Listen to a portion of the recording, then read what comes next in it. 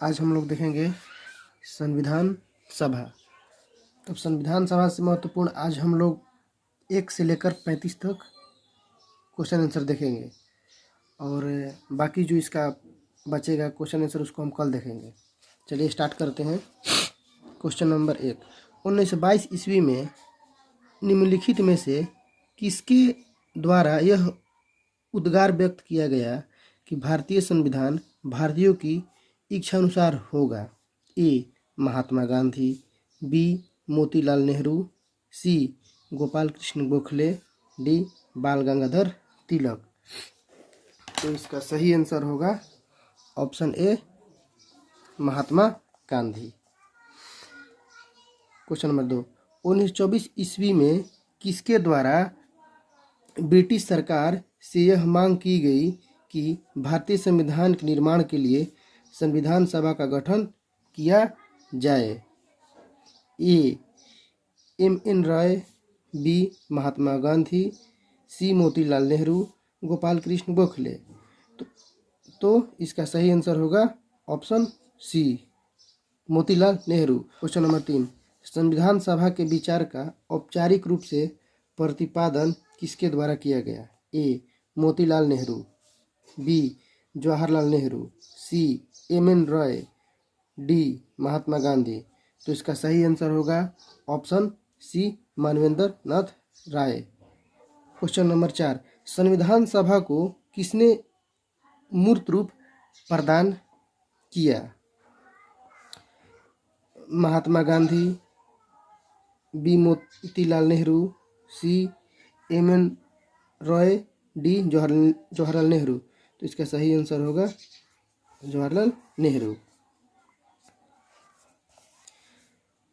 Question number 5, Congress ने किस वर्ष किसी प्रकार के बाह्य हस्तक्षेप के बिना भारतीय जनता द्वारा संविधान के निर्माण की मांग को लेकर प्रस्ताव पारित किया था? ए. 1928 ईस्वी, बी. 1931 ईस्वी, सी. 1936 ईस्वी, डी. 1942 ईस्वी। तो इसका सही आंसर होगा 1936 ईस्वी। क्वेश्चन नंबर 6, 1938 में किस व्यक्ति ने वयस्क मताधिकार के आधार पर संविधान सभा के गठन की मांग की? ए. महात्मा गांधी, बी. पंडित जवाहरलाल नेहरू, सी. सुभाष चंद्र बोस, डी. वल्लभ भाई पटेल। तो इसका सही आंसर होगा ऑप्शन बी, जवाहरलाल नेहरू ने किया था 1938 में। 1942 में किस योजना के तहत यह स्वीकार किया गया कि भारत में एक निर्वाचन संविधान सभा का गठन होगा जो युद्धोपरांत संविधान का निर्माण करेगी? ए. क्रिप्स योजना, बी. बेबेल योजना, सी. कैबिनेट मिशन योजना, डी. माउंट बेटल योजना। तो इसका सही आंसर होगा ए. क्रिप्स योजना। नंबर 8, संविधान सभा की मांग सर्वप्रथम 1895 में किसके द्वारा प्रस्तुत की गई? ए. महात्मा गांधी, बी. जवाहरलाल नेहरू, सी. B.R. अम्बेडकर, डी. बाल गंगाधर तिलक। तो ये ऑप्शन नंबर डी होगा, बाल गंगाधर तिलक। भारत की संविधान सभा गठित करने का आधार क्या था? ए. भारतीय राष्ट्रीय कांग्रेस का प्रस्ताव, बी. कैबिनेट मिशन प्लान 1946, सी. भारतीय डोमिनियन के प्रांत तथा राज्य विधानमंडल के प्रस्ताव, डी. भारतीय स्वतंत्रता अधिनियम 1947। तो इसका सही आंसर होगा option B, cabinet mission plan 1946, इसी के तहत हुआ। भारत की संविधान सभा किसके अनुसार गठित की गई? ए. साइमन आयोग का प्रस्ताव, बी. क्रिप्स प्रस्ताव, सी. माउंट बेटल योजना, डी. कैबिनेट मिशन योजना। तो इसका सही आंसर होगा डी, कैबिनेट मिशन योजना 1946। 1946 में ये आया था। नंबर 11, सन 1936 में भारतीय राष्ट्रीय कांग्रेस द्वारा संविधान सभा के गठन की मांग कहाँ पर हुए अधिवेशन में की गई? A Kanpur, B Mumbai, C Faizpur, D Lahore. तो इसका सही आंसर होगा option C Faizpur. Cabinet mission योजना के अनुसार संविधान सभा में कुल कितने सदस्य होते थे? ए 389, बी 409, सी 429, डी 505। तो देखिए इसका सही आंसर हो जाएगा 389। अब देखिए क्या है, कैबिनेट पूछ रहा है इसमें, कैबिनेट मिशन योजना के अनुसार संविधान सभा में कुल कितने सदस्य होते थे, यानी टोटल कितने सदस्य थे, मतलब संविधान सभा में कुल कितने सदस्य थे। तो देखिए संविधान सभा में टोटल 389 सदस्य थे, जिसमें से 292 सदस्य ब्रिटिश प्रांत से थे और 93 सदस्य देसी रियासत से थे और चार बच रहे हैं वो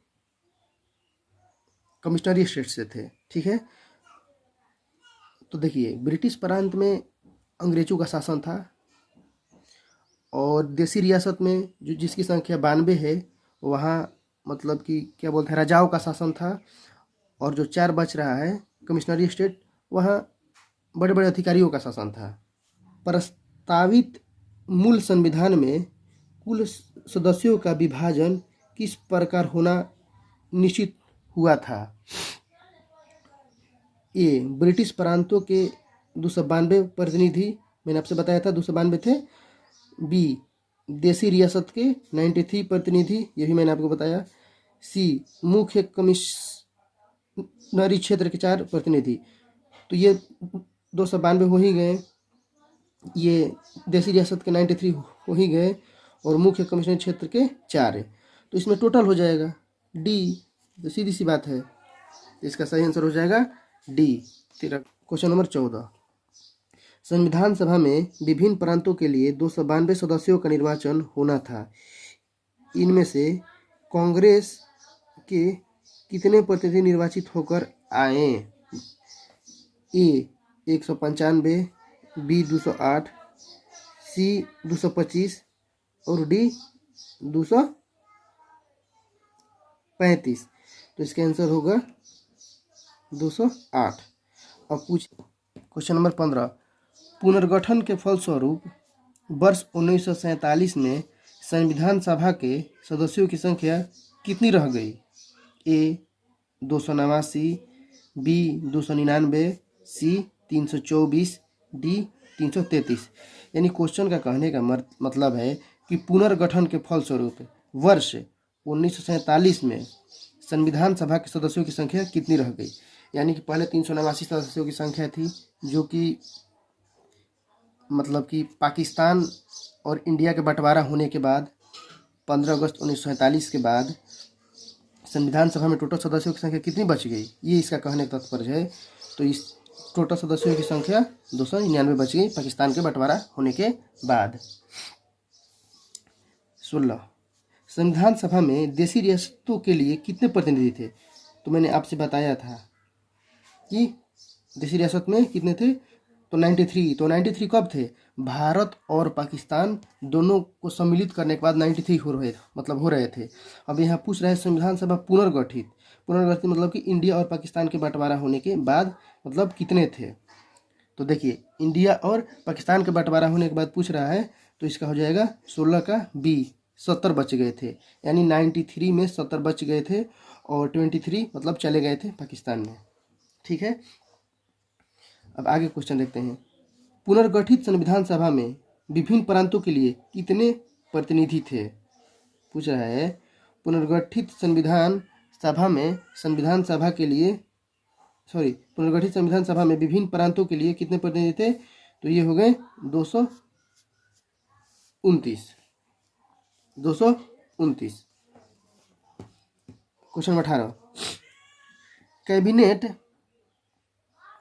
मिशन योजना के अंतर्गत संविधान निर्मात्री परिषद में प्रत्येक प्रांत की आवंटित सदस्य संख्या निर्धारित करने के लिए एक प्रतिनिधि कितने जनसंख्या के मतलब अनुपात में था। देखिए, इसका कहने का मतलब है क्वेश्चन का कि ये जो संविधान मतलब बनाने वाली ये जो कमेटी थी, इसमें एक सदस्यों का मतलब चुनाव कितने व्यक्तियों पर किया गया, इसका ये कहने का कहना है।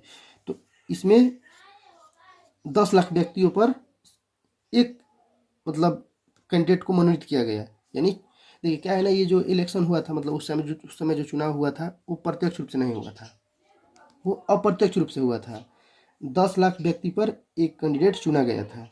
ठीक है, अभी भी हमारे देश में एक सांसद को चुनने के लिए 10 लाख आबादी पर एक सांसद होता है। ठीक है, चलिए आगे देखते हैं। क्वेश्चन नंबर 19, संविधान सभा के सदस्यों को निम्न में से किसने प्रत्यक्ष रूप से निर्वाचित किया। अब देखिए वही क्वेश्चन पूछ लिया, संविधान सभा के सदस्यों को निम्न में से किसने प्रत्यक्ष रूप से निर्वाचित किया। ए, प्रांतों की विधानसभा, बी, संघीय व्यवस्थापिका, सी, उपयुक्त दोनों, डी, इनमें से कोई नहीं। तो देखिए इसका सही आंसर हो जाएगा ए। क्या हो जाएगा? ए। संविधान सभा के सदस्यों का प्रत्यक्ष रूप से निर्वाचन किसने किया था? तो प्रांतों की विधानसभा। जनता ने तो किया ही नहीं था, जनता ने तो कुछ किया ही नहीं था, जनता तो इसमें अप्रत्यक्ष रूप मानी गई। ठीक, तो इसमें कौन माना गया मेन? प्रत्यक्ष रूप से चुनने वाला, तो प्रत्यक्ष रूप से चुनने वाला प्रांतों की विधानसभा। ठीक है, आगे देखते हैं। क्वेश्चन नंबर 20, संविधान सभा में किस प्रांत का प्रतिनिधित्व सबसे अधिक था? ए, बंगाल, बी, चेन्नई, सी, मुंबई, डी, संयुक्त प्रांत। तो इसमें संयुक्त प्रांत का सबसे ज़्यादा प्रतिनिधि। संविधान सभा में किस देशी रियासत के प्रतिनिधि ने भाग नहीं लिया था? यहाँ पूछ रहा है देशी रियासत। किस क्या पूछ रहा है? देशी रियासत। देशी रियासत का मतलब जहाँ राजा महाराजाओं का शासन हुआ करता था। ए, जूनागढ़, बी, कश्मीर, सी, हैदराबाद, डी, मैसूर। तो इसका सही आंसर होगा हैदराबाद। अब देखिए, अब हैदराबाद तो भाग लिया ही नहीं था, तो फिर इसको शामिल कैसे किया गया? तो हैदराबाद में एक ऑपरेशन चलाया गया था जिसका नाम था operation polo. Question number 22, B R. Ambedkar का संविधान सभा में निर्वाचन हुआ था। ये बहुत इम्पोर्टेंट क्वेश्चन है। बी.आर. अम्बेडकर का संविधान सभा में निर्वाचन हुआ था। ए, पश्चिम बंगाल से, बी, मुंबई प्रेसिडेंसी से, सी, तत्कालीन मध्य भारत से, डी, पंजाब से। तो इसका सही आंसर होगा बंगाल से। लेकिन मुस्लिम लीग ने किस कारण संविधान सभा का बहिष्कार किया? ए, मुस्लिम लीग संविधान सभा का अध्यक्ष किसी मुस्लिम को बनाना चाहता था। बी, मुस्लिम लीग को संविधान सभा में उचित प्रतिनिधित्व नहीं मिला था। सी, मुस्लिम लीग मुस्लिमों के लिए एक अलग संविधान सभा चाहता था। डी, उपयुक्त सभी। तो इसका सही आंसर होगा सी। क्वेश्चन नंबर 24, संविधान सभा का चुनाव निम्न में से किस आधार पर हुआ? समान मताधिकार, सर्व मताधिकार, सीमित मताधिकार, वर्गीय मताधिकार। तो इसका सही आंसर होगा ऑप्शन डी, वर्गीय मताधिकार। संविधान सभा के सदस्य प्रतिनिधि थे जनता द्वारा प्रत्यक्ष निर्वाचित, जनता द्वारा अप्रत्यक्ष निर्वाचित, सी, गवर्नर जनरल द्वारा मनोनीत, डी, कांग्रेस और मुस्लिम लीग द्वारा नामांकित। तो देखिए इसका सही आंसर होगा जनता द्वारा अप्रत्यक्ष रूप से, क्योंकि जनता ने अप्रत्यक्ष रूप से प्रतिनिधि को चुना था। एक प्रतिनिधि 10 लाख जनता पर हुए थे। क्वेश्चन नंबर 26, भारतीय संविधान निर्मात्री सभा ए, प्रांतों की जनता द्वारा चुनी गई, बी, प्रांतीय विधानसभाओं द्वारा परोक्ष रूप से अनुपातिक प्रतिनिधित्व प्रणाली द्वारा चुनी गई। गवर्नर जनरल द्वारा इनका गठन किया गया था। डी, वयस्क मताधिकार के आधार पर भारतीय नागरिकों द्वारा मतलब चुनी गई थी। तो इसका सही आंसर होगा 26 के बी। क्यों? भारतीय संविधान सभा को किसने बनाया? ए, संविधान सभा ने, ब्रिटिश संसद ने, सी, भारतीय संसद ने, डी, गवर्नर जनरल ने। तो देखिए इसका सही आंसर होगा संविधान सभा ने। डायरेक्ट हो वही संविधान सभा किसने बनाया था? तो संविधान सभा ने बनाया था। क्वेश्चन नंबर 28, संविधान सभा के लिए चुनाव कब संपन्न हुआ? संविधान सभा के लिए चुनाव कब संपन्न हुआ?